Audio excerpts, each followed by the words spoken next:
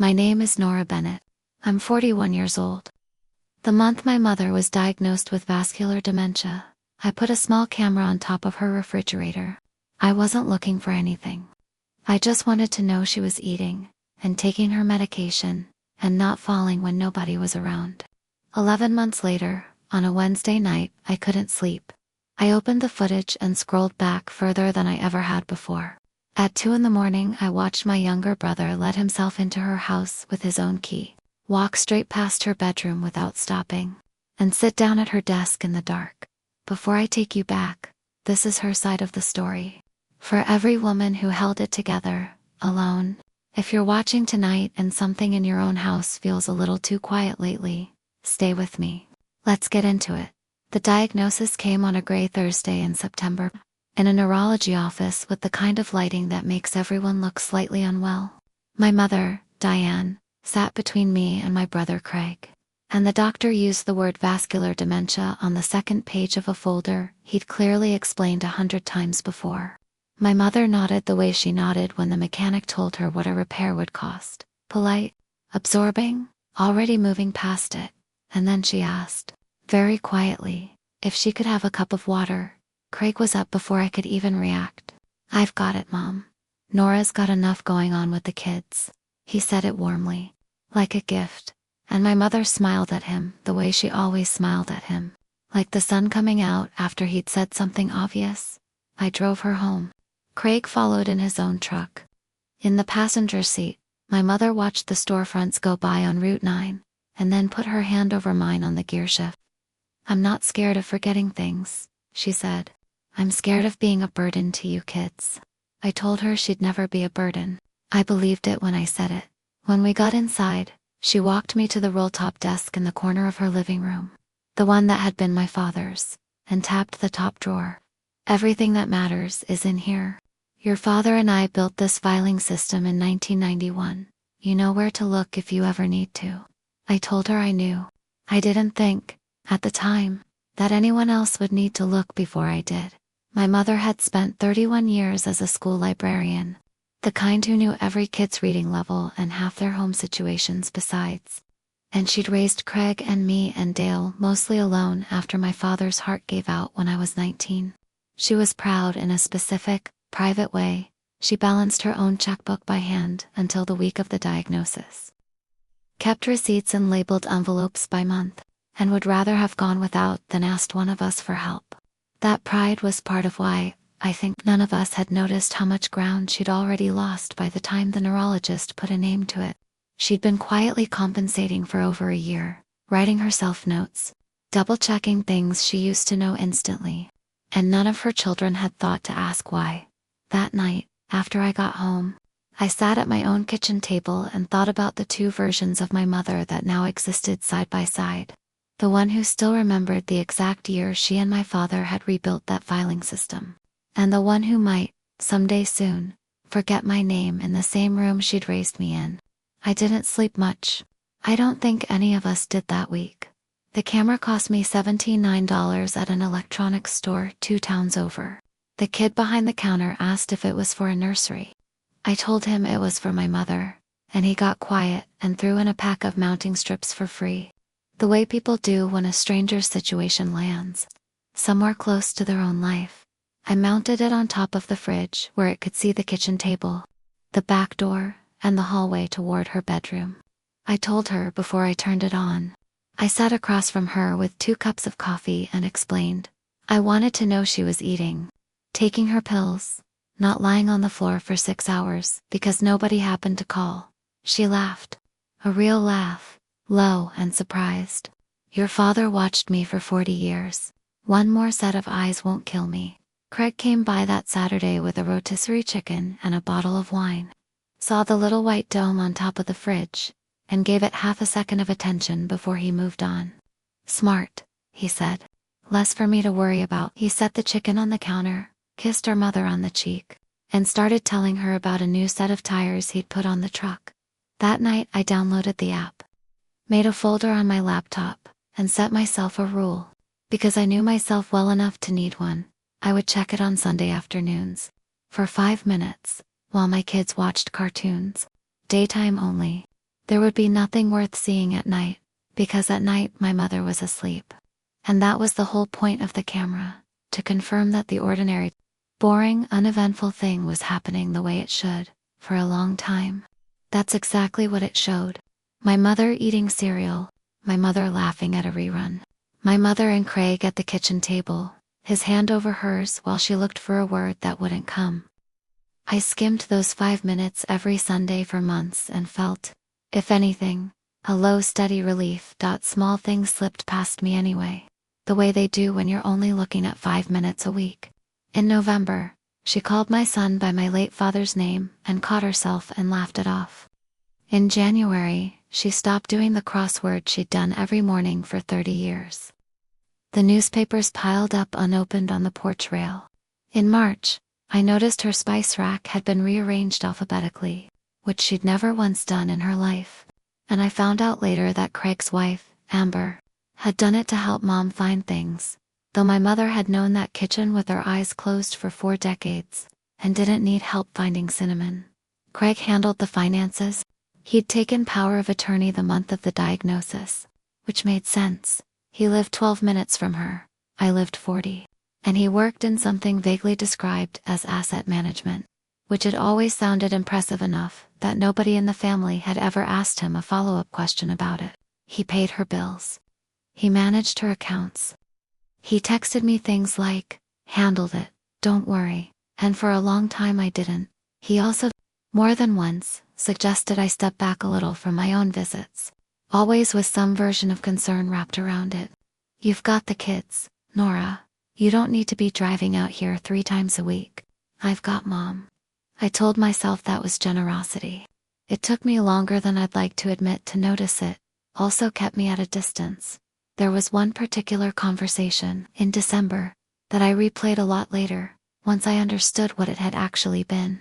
Craig had called me on a Tuesday night, his voice warm and reasonable, the voice he used when he wanted something to sound like my idea by the time we hung up. "I've been thinking," he said. "Maybe it makes more sense if I handle her day-to-day stuff. And you focus on the fun parts. Holidays, taking the kids over on weekends. You're already stretched so thin with work and the kids' schedules. Let me take the logistics off your plate." At the time, it sounded like kindness. It sounded, honestly, like relief. One less thing on a list that already had too many things on it. I said okay. I said thank you. I didn't ask what logistics meant in practice, and he never volunteered specifics, and for months I didn't think to ask twice. It's strange, looking back, how easily a person can hand you permission to stop paying close attention. Wrapped in language that sounds like love. The homemade. A woman named Patrice started coming 3 afternoons a week that spring. She was in her 50s, steady, quiet, in the way of someone who'd spent a career being useful without needing credit for it. The first time we met, she was refolding a stack of dish towels and said, without looking up, "Your mama takes her tea with too much sugar and she knows it." That was the whole conversation. It told me everything I needed to know about whether Patrice was paying attention. It was a Wednesday night in October.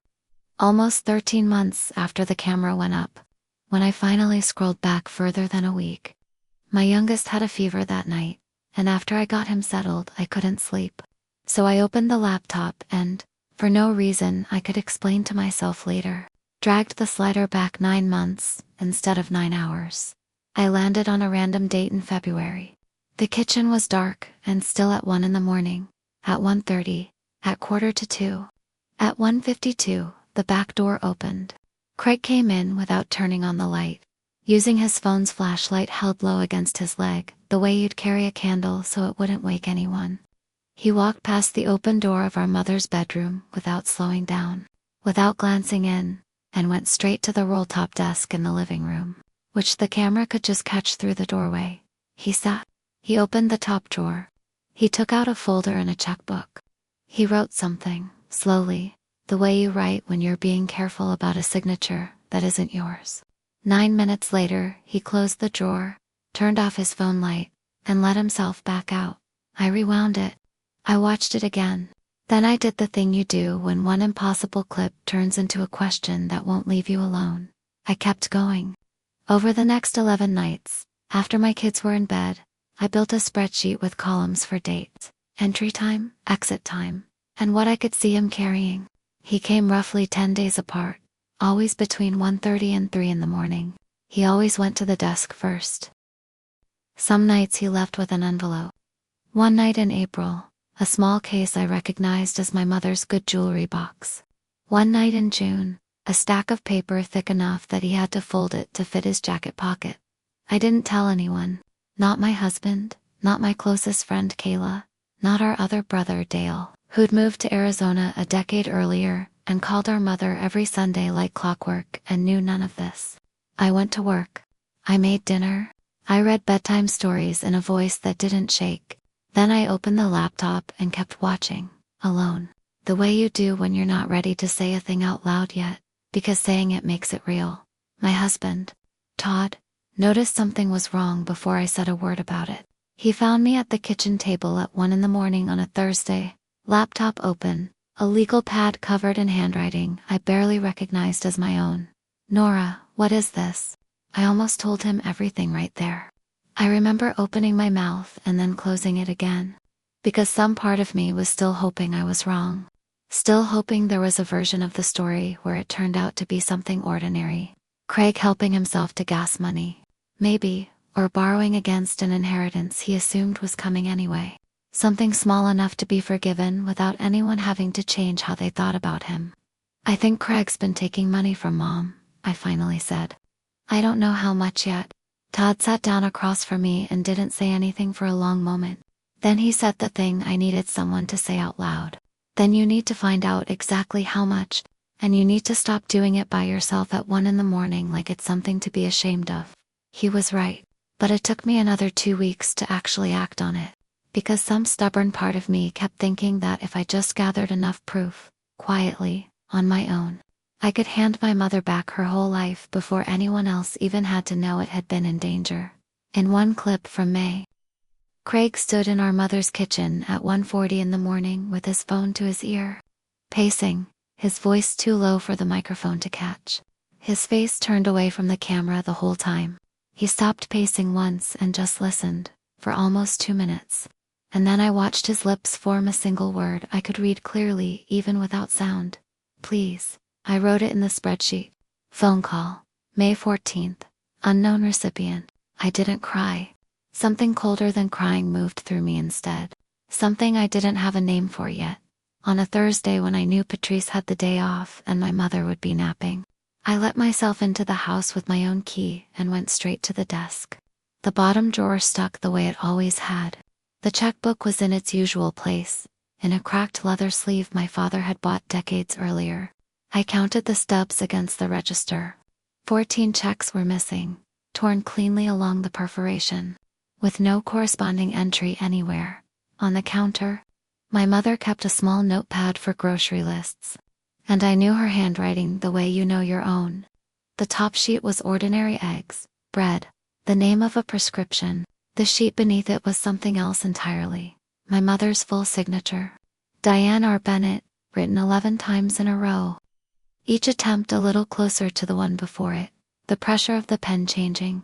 Someone clearly practicing. I took a photo of every page. I put everything back exactly as I'd found it. I left, that afternoon, while my kids were at practice. I logged into my mother's online banking using the password she'd given all 3 of her children years earlier. Back when she still trusted that kind of thing to be simple. Over the past 11 months, 41 checks had cleared at branches across 3 different counties, some for $600, some for $2,000, one for $11,400. The total came to just over $91,000. I didn't say anything out loud. I stood at my own kitchen window and looked at the bird feeder my mother had given me for Mother's Day 3 years earlier. And I understood that the question I'd been asking all week was the wrong one. The question wasn't what Craig was doing. It was how long he'd been doing it, and what else he might be doing that I hadn't caught yet.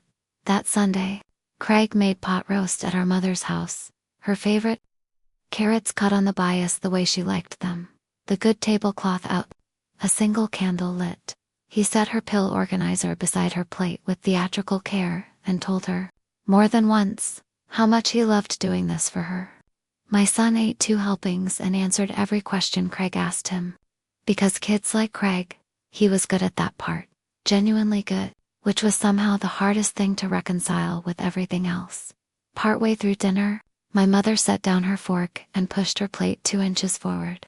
"This tastes wrong tonight," she said, frowning at it like it had betrayed her. Craig smiled the particular smile he used when he wanted a conversation to be over. "It's the exact same recipe, Mom. It's your taste buds." The doctor said this would happen. My daughter, 7 years old and unbothered by adult subtlety, looked up from her plate at the keyring hanging on the hook by the back door. "Grandma," she said, "why does Uncle Craig have 2 keys to your house?" The table went very still. Craig's hand paused halfway to his wine glass.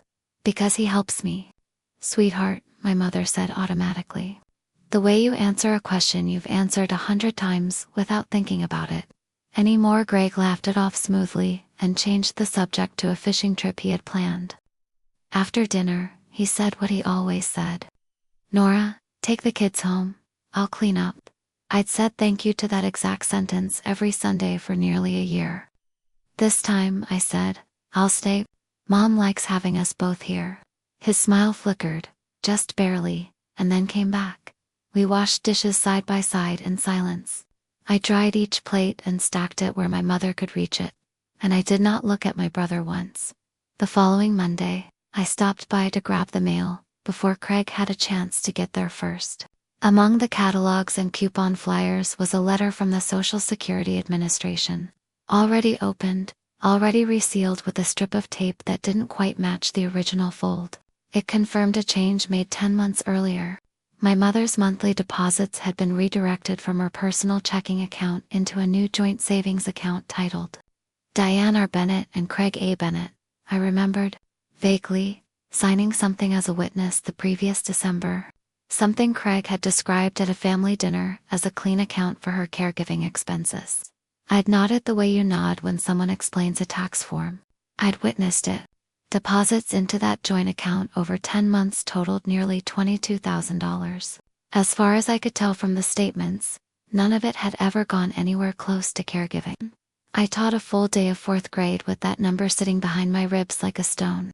That evening, I opened the laptop again with a different question in mind. I wasn't looking for money anymore. I was looking for what I'd skimmed past on all those Sunday 5-minute checks. I found it in a clip from July. Not 2 in the morning, just after 11 at night.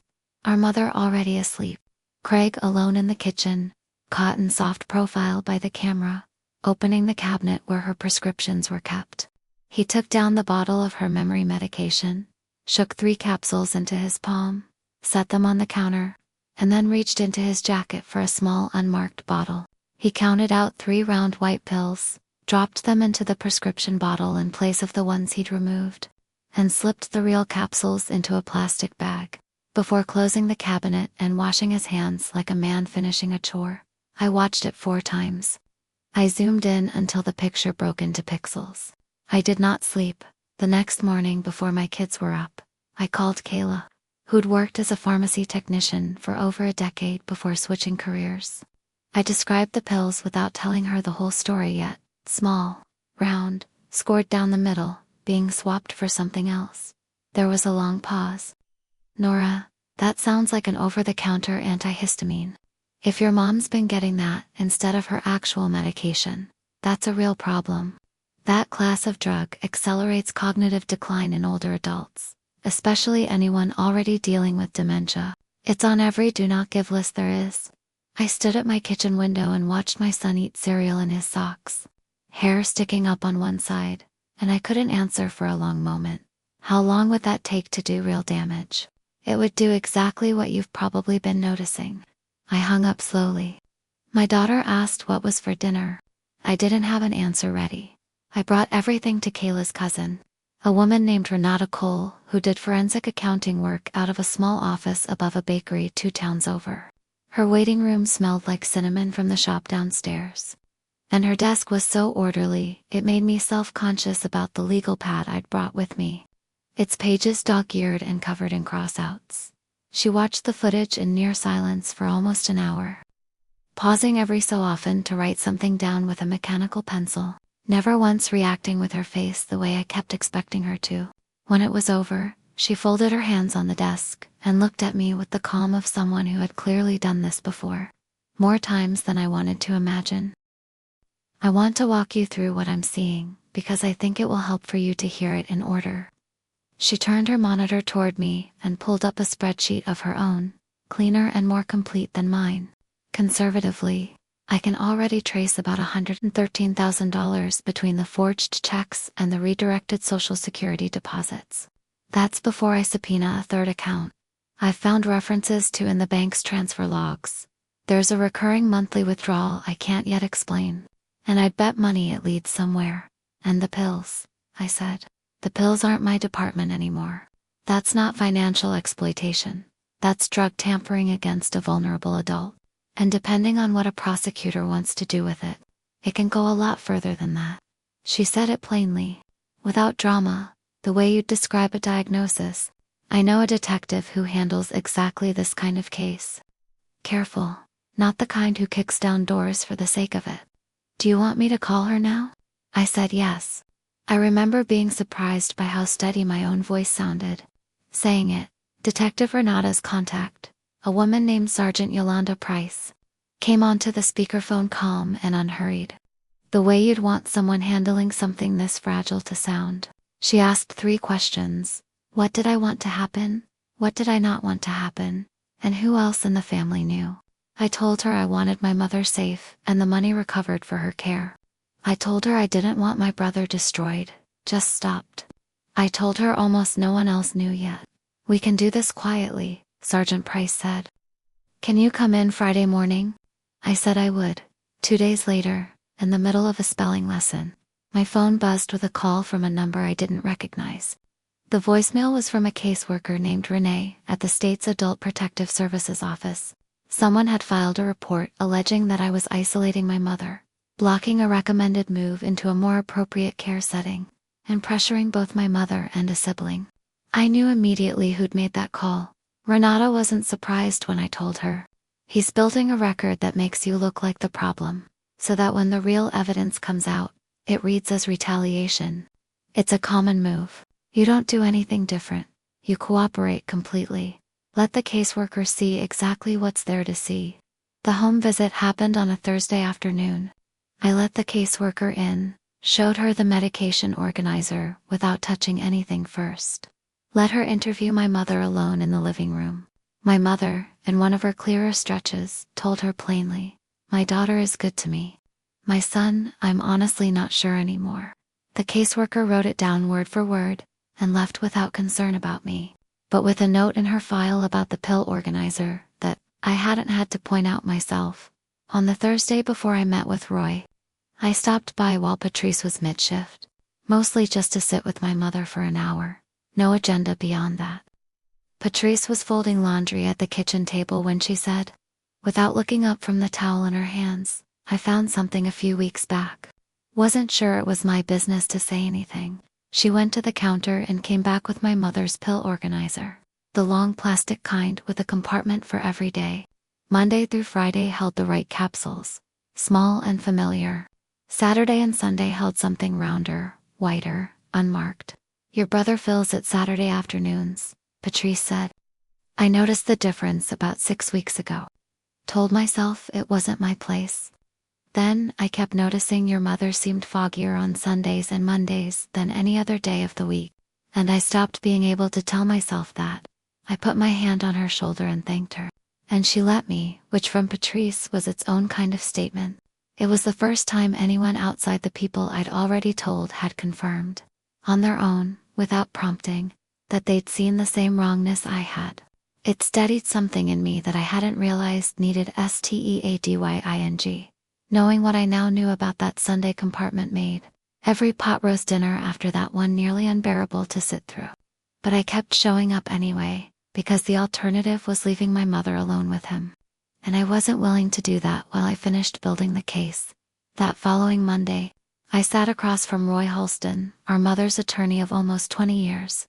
In an office that smelled like old leather and pipe tobacco he'd apparently quit years earlier but never fully aired out. I laid out everything, the spreadsheet, the bank records, the video. Partway through, he took off his glasses and didn't put them back on. When I finished, he opened a drawer and pulled out a thin folder of his own. Craig came to me back in the spring with your mother, asking me to draft an urgent amendment redirecting a majority share of her estate to him. Your mother didn't seem ready to make that kind of decision that day, and I told him to bring her back with proper medical clearance. He never did. He called my home line late one night in June instead, pushing me to rush it through anyway. I told him no, and I told him never to call that number again. I record calls to that line. I still have it. He closed the folder and rested his hand briefly over mine. I'll stand with you and your mother through this. Whatever you need, we planned it for a Saturday. I called Craig that Wednesday and told him I'd been thinking it over. That maybe he was right about Mom needing more help, and that I wanted the whole family together to talk it through. Our brother Dale flying in from Arizona. Roy there to go over some paperwork. Everything out in the open. I could hear the relief in his voice, the quiet satisfaction of a plan clicking back into place. Bring nothing, he said. Just yourself.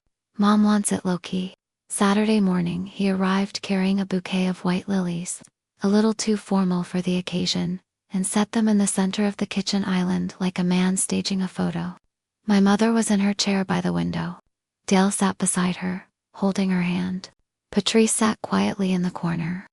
Roy sat near the fireplace with a folder closed on his knee. Craig's smile stalled in the doorway. What's all this? I thought we were having tea. I picked up the remote and played 11 minutes of footage on the television.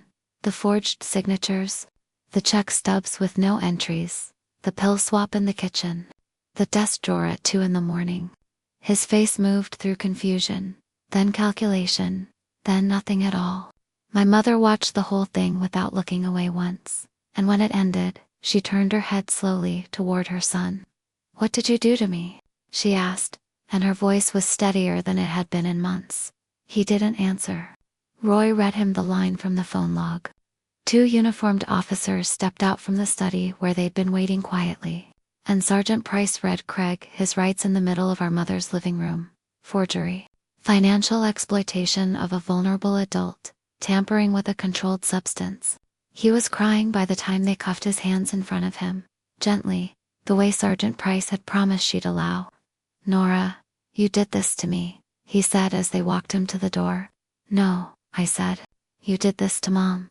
The neighbor across the street watched from her porch with her coffee going cold in her hand. The patrol lights washed red and blue across the front of the house and then pulled away, and the street went back to being an ordinary Saturday. My mother let out a breath she seemed to have been holding for months. I knew, she said quietly, to no one and everyone. I knew something was wrong. Dale knelt in front of her chair the way he used to when he was a boy. Patrice went and put the kettle on without anyone asking her to. Roy squeezed my shoulder on his way out and promised a guardianship petition by the following week.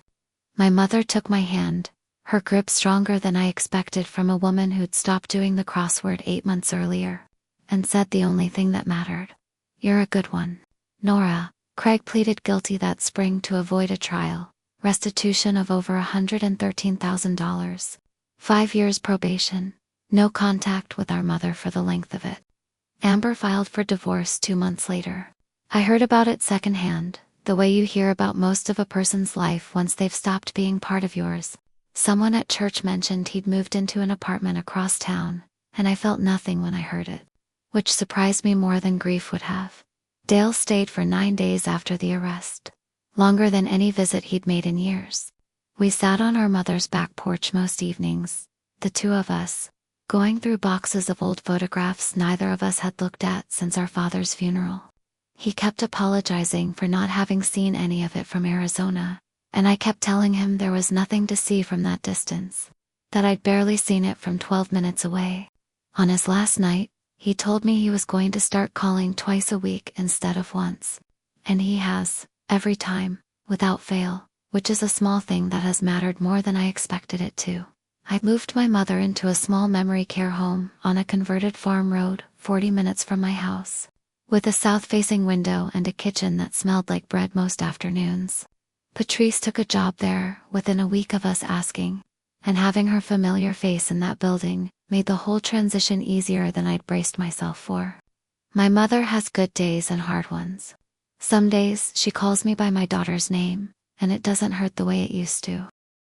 Some days she remembers everything about that Saturday morning and asks gently if her son is doing all right, and I tell her the truth as far as I know it. I cut back to part-time at the school that summer, picking up an after-school reading program to cover the difference, which gave me 3 real afternoons a week to spend at the farmhouse instead of the rushed hour I used to squeeze in between everything else. My daughter started coming with me most Saturdays, and she and my mother have developed a ritual of naming the birds that come to the feeder outside the dining room window. My mother supplying names from some deep, mostly untouched part of her memory that the rest of the disease hasn't reached yet. I kept the camera. I never went back and told myself I would. One night in early spring, almost a year after I'd first mounted it, I opened the app one more time and scrolled back, further than I ever had, to a Christmas before any of this. My mother baking, Craig behind her at the counter with his chin resting on her shoulder for a long, ordinary second. Both of them laughing about something the microphone never caught. He had loved her.